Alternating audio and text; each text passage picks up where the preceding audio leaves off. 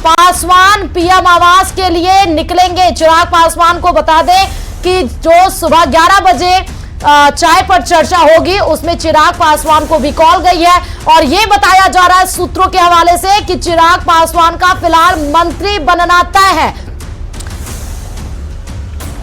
तो एलजेपी 5 सीटों को लेकर आई है और जिसमें चिराग पासवान की भूमिका बहुत महत्वपूर्ण हो जाती है। वो तस्वीरें भी निकलकर सबके ज़हन में आ जाती हैं जब संसदीय दल की बैठक में चिराग पासवान ने समर्थन दिया था नरेंद्र मोदी को और उसके बाद जब अपनी सीट पर वो वापस लौटने लगे, किस तरह से उनको गले लगाया था नरेंद्र मोदी ने, जो फेस पर उनके जो चेहरे पर मुस्कान थी चिराग पासवान को लेकर, उससे एक बड़ी खबर और निकल कर आई सूत्र के हवाले से कि अब चिराग पासवान का मंत्री बनना तय है। फिलहाल कौन सा मंत्रालय उनको मिलता है यह भी देखना होगा, लेकिन पीएम आवास के लिए निकलेंगे थोड़ी देर में चिराग पासवान। बड़ी खबर आपको इस बीच में बता रहे हैं, जहां पर बहुत सियासी उठापटक बिहार में हुई चाचा भतीजे के बीच में, लेकिन फिर भी कमान संभालते हुए 5 सीटें लेकर आए और उस बीच में थोड़ी देर में ही पीएम आवास के लिए निकलेंगे, जहां चाय पर चर्चा की जाएगी। और इस क्रम में तमाम उन सांसदों को कॉल गए हैं जिसमें नितिन गडकरी से लेकर राजनाथ सिंह, जेपी नड्डा से लेकर अमित शाह,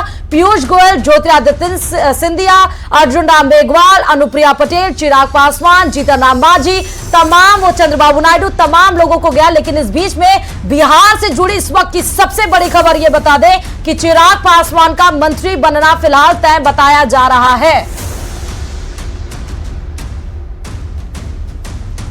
ये तस्वीरें जिसका जिक्र अभी थोड़ी देर पहले हम कर रहे थे, ये तस्वीरें आप देख सकते हैं जब समर्थन संसदीय दल की बैठक वो सेंट्रल हॉल में संसद में जब चल रही थी संसदीय दल की बैठक, जब समर्थन दिया और वापस अपनी सीट पर लौटे तो किस तरह स्नेह लुटाते हुए नरेंद्र मोदी चिराग पासवान के ऊपर नजर आ रहे हैं। और इसी बीच में सूत्रों के हवाले से यह खबर भी आई कि चिराग पासवान का फिलहाल मंत्री बनना तय है। अब कौन सा मंत्रालय दिया जाते हैं, क्योंकि ये युवा चेहरे हैं, राजनीति की अच्छी परख इनको है और इस बीच में भी उन्होंने 5 सीटें लाकर एनडीए को सहयोगी के रूप में मदद किया और जहां एनडीए 292 का आंकड़ा छू पाई और इस बार सहयोगियों के मदद से नरेंद्र मोदी तीसरी बार सरकार बनाने जा रहे हैं। फिलहाल बड़ी खबर आपको बता रहे हैं ये।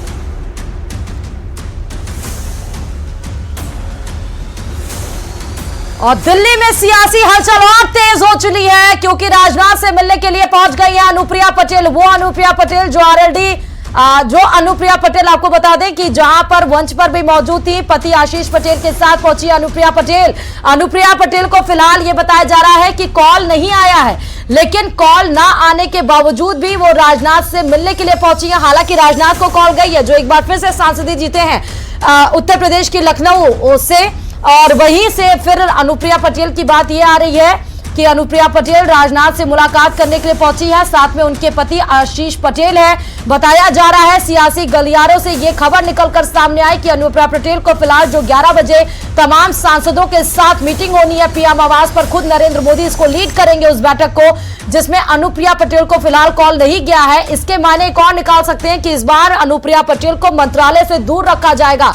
अनुप्रिया पटेल 2 सीटें लेकर आई और इस बार हालांकि उत्तर प्रदेश में सहयोगी दल के रूप में रही, लेकिन सिर्फ मात्र 2 सीटें निकल कर आई। तो इसलिए ये जो खबर भी निकल कर आई वो सबसे अहम बता रही है। और इसके एक मायने और है कि अनुप्रिया पटेल को हो सकता है कि इस बार मंत्रालय ना मिले, कोई भी मंत्री पद का नाम दिया जाए। हालांकि राजनाथ से मिलने के लिए पहुंची हैं, अब देखना होगा कि राजनाथ से मिलने के बाद क्या विचार विमर्श होता है और क्या नतीजे निकलकर, निष्कर्ष निकलकर सामने आता है।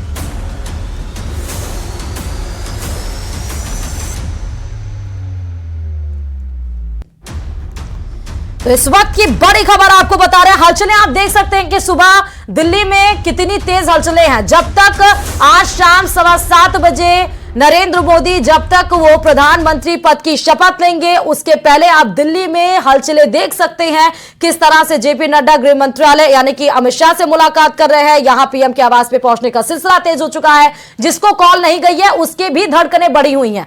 और आगे बढ़ते बताते चले कि आज शाम को पीएम मोदी का राज तिलक होना है, मगर उससे पहले दिल्ली में हलचल तेज है। आपकी टीवी स्क्रीन पर हम अभी आपको कुछ तस्वीरें दिखाएंगे जो सुबह के वक्त पीएम मोदी ने किस तरह से, क्या उनके कार्यक्रम रहे हैं, वो तस्वीरें 6 तस्वीरें हम आपका जिक्र कर रहे हैं। जैसे देखिए कि बापू और अटल वाजपेयी को उन्होंने नमन किया, श्रद्धांजलि अर्पित की।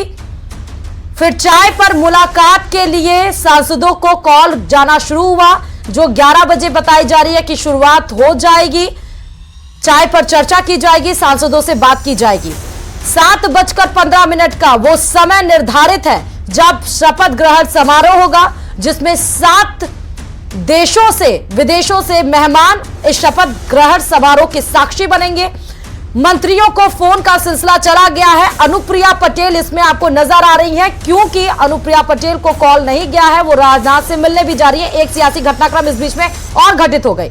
फिर शाह के आवास पर नड्डा, यानी कि एक और सूत्र के हवाले से बड़ी खबर निकल कर आई कि जेपी नड्डा को राष्ट्रीय अध्यक्ष इस बार ना चुनकर, हालांकि उनका कार्यकाल भी खत्म हो गया था चुनाव से पहले, लेकिन उनके कार्यकाल को एक्सटेंड किया गया चुनाव तक, क्योंकि यही राष्ट्रीय अध्यक्ष बतौर इन्होंने बीजेपी को प्रचंड बहुमत दिलाई, 2 बार ये जीते। और उसके बाद से अब जेपी नड्डा को यह बताया जा रहा है कि जेपी नड्डा भी मोदी के एक नए कैबिनेट में मंत्री के तौर पर शामिल हो सकते हैं।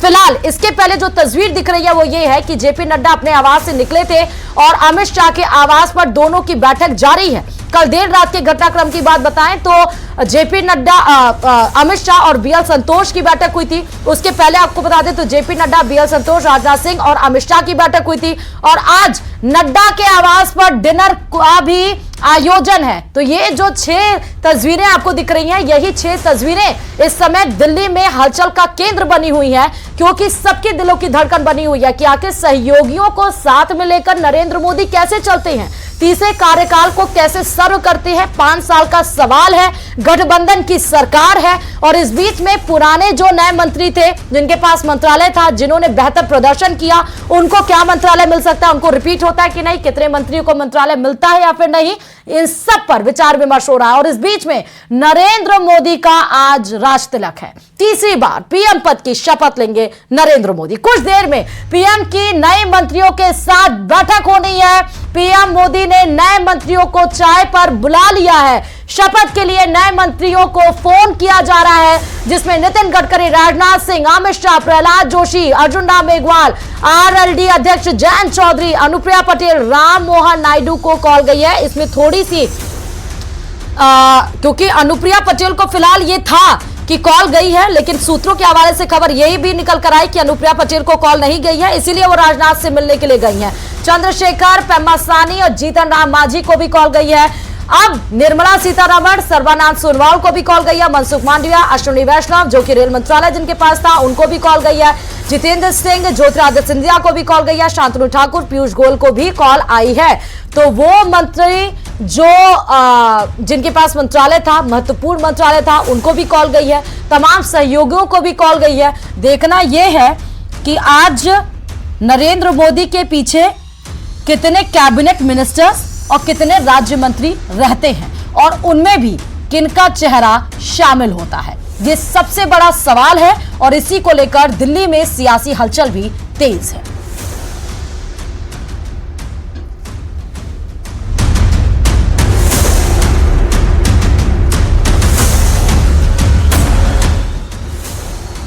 तो शपथ के लिए नए मंत्रियों की एक लिस्ट तैयार हो रही है। भरसक जितना विचार विमर्श किया गया था, क्योंकि जब संसदीय दल के नेता के रूप में नरेंद्र मोदी को चुन लिया गया, उसके बाद से ही नरेंद्र मोदी ने यह जिम्मेदारी राजनाथ सिंह, जेपी नड्डा, अमित शाह, बीएल संतोष को सौंप दी थी। उसके बाद से ही इन चारों के बीच में लगातार बैठकें हो रही हैं और आज जब पीएम आवास पर सांसदों के साथ नरेंद्र मोदी खुद डिस्कशन करेंगे, उसके पहले भी अमित शाह और जेपी नड्डा एक दूसरे से मुलाकात कर रहे हैं। जेपी नड्डा अमित शाह के घर पर है, आवास पर है और जहां पर बैठक कर रहे हैं, विचार विमर्श किया जा रहा है। वो लिस्ट निकलकर सामने आएगी जो 7 बजे, 7:15 बजे आपको आपकी टीवी स्क्रीन पर दिखेगी कि नरेंद्र मोदी के पीछे आके कितने कैबिनेट मिनिस्टर और कितने राज्य मंत्री हैं। फिलहाल ये साफ तौर पर बीजेपी ने सांकेतिक रूप से ये संदेश दे दिया है कि वो सीसीएस पर कोई कॉम्प्रोमाइज नहीं करेगी। कैबिनेट कमेटी ऑन सिक्योरिटी यानी कि गृह मंत्रालय, वित्त मंत्रालय, विदेश मंत्रालय और रक्षा मंत्रालय पर बीजेपी इन चारों मंत्रालयों को अपने पास रखेगी। अगर इसमें कोई सहयोगी दल चाहता है मंत्रालय तो शायद उसको इस पे निराशा ही हाथ लगे। फिलहाल सूत्रों के हवाले से खबर, मोदी 3.0 की कैबिनेट में कौन कौन हो सकते हैं वो नाम हम आपसे चला रहे हैं कि किरण रिजिजू भी वापसी कर सकते हैं, रामदास अठावले की भी वापसी हो सकती है। नड्डा, सबसे बड़ी खबर यह है कि वो जेपी नड्डा जो राष्ट्रीय अध्यक्ष के तौर पर बीजेपी की शानदार प्रदर्शन में सबसे अहम हिस्सेदारी के रूप में अपनी भूमिका को निभाते हुए आगे बढ़े, वो जेपी नड्डा अब मोदी के कैबिनेट में शामिल हो सकते हैं। जेडीयू कोटे से भी तमाम वो नेता, मनोहर लाल खट्टर को भी जिम्मेदारी मिल सकती है। वो मनोहर लाल खट्टर जिनको हटाया गया हरियाणा से, और अब ये समझ में आ रहा है क्योंकि हरियाणा में भले ही बीजेपी ने अच्छा प्रदर्शन ना किया हो, किसान का मुद्दा वहां पर हावी हो, लेकिन अभी विधानसभा चुनाव भी होना है और ये बात शायद समझ में आ रही होगी बीजेपी के थिंक टैंक को कि मनोहर लाल खट्टर भी शामिल हो सकते हैं। राजनाथ सिंह की कैबिनेट में फिर से वापसी हो सकती है। अब देखना है कि राजनाथ सिंह, गृह मंत्रालय उनके पास था, फिर उसके बाद रक्षा मंत्रालय था, अब क्या मंत्रालय फिर से रक्षा मंत्रालय उनके पास जाता है या उनके पास कोई और मंत्रालय जाता है। ज्योतिरादित्य सिंधिया, नितिन गडकरी, सबसे बेहतरीन मंत्रालय इनके पास और जिसमें शानदार काम करते हुए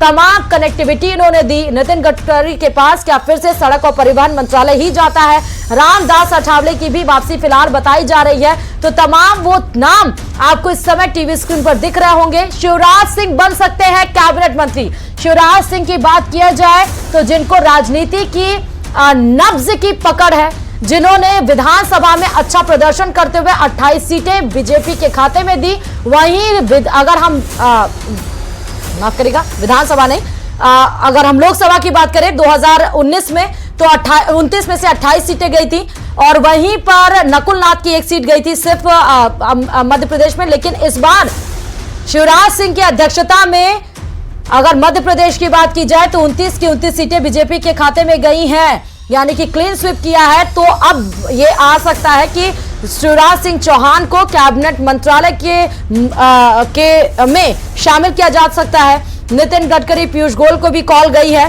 फिलहाल ये बड़ी खबर आपको बता रहे हैं। तो तमाम वो चेहरे आपको मोदी कैबिनेट के नए कैबिनेट में दिखाई पड़ सकते हैं जो 2019 में भी थे।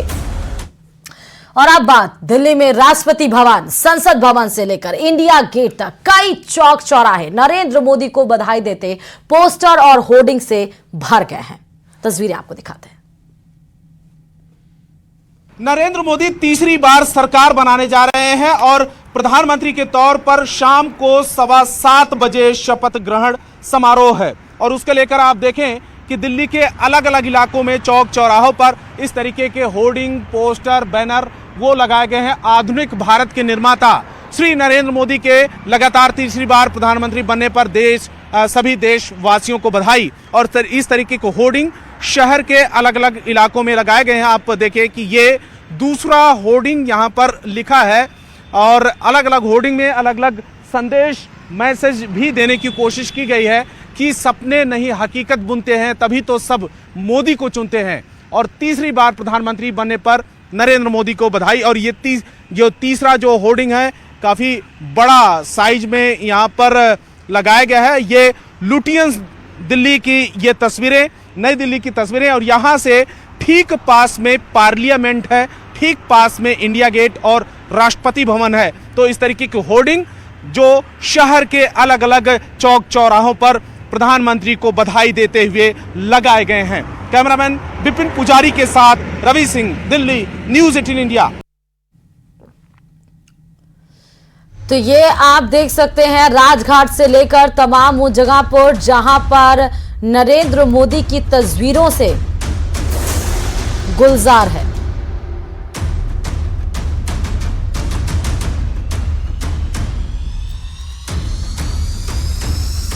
तो दिल्ली में राष्ट्रपति भवन ही नहीं, संसद भवन ही नहीं, इंडिया गेट से लेकर वो तमाम चौराहे नरेंद्र मोदी की तस्दीक दे रहे हैं।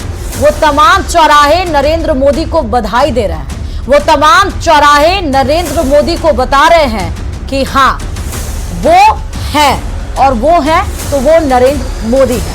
वो तस्वीरें हमने आपको दिखाई कि हर एक जगह पर किस तरह से नरेंद्र मोदी की होर्डिंग लगी हुई है।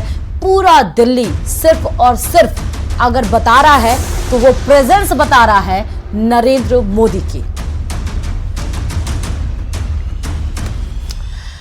और इस बीच रामनाथ ठाकुर ने बताया कि वो पीएम मोदी के साथ चाय पीने जा रहे हैं। उनको जेपी